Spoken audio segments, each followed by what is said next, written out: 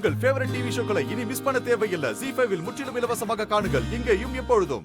மாப்பிள்ள, முகூர்த்த நேரம் வேற நெருங்கிட்டே இருக்கு.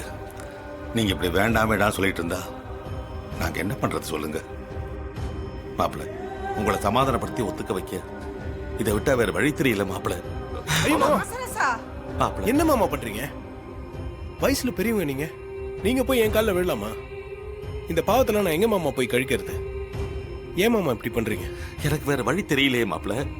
மாப்பிள்ள, தயவு செஞ்சு இப்பவாது ஒத்துக்கங்க மாப்பிள்ள. ஐயா கார்த்தி, உன் மாமனை பாத்தியா எவ்வளவு தூரம் இறங்கி வந்துட்டான்னு. இப்பவும் நீ கல்லு மனசோட கல்யாணம் வேண்டான்னு சொல்றது சரியில்லையா?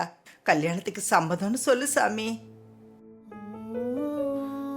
எப்பா, மாமாவுடைய இந்த செயல் என் மனசை ரொம்பவும் பாதிச்சிருச்சுப்பா. இதுக்கு மேலையும் நீ இந்த கல்யாணத்துக்கு ஒத்துக்காம இருக்கிறது சரியில்லைப்பா.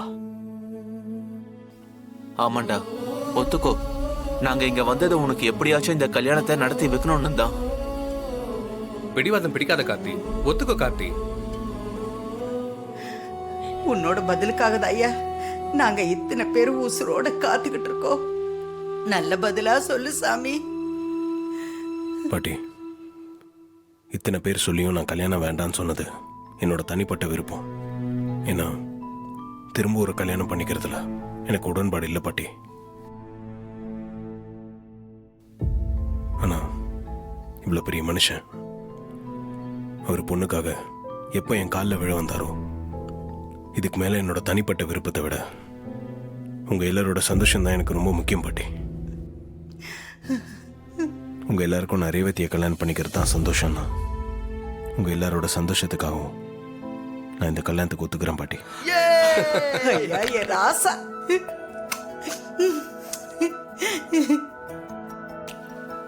மாப்பிள்ள, ரொம்ப தேங்க்ஸ் மாப்பிள்ள.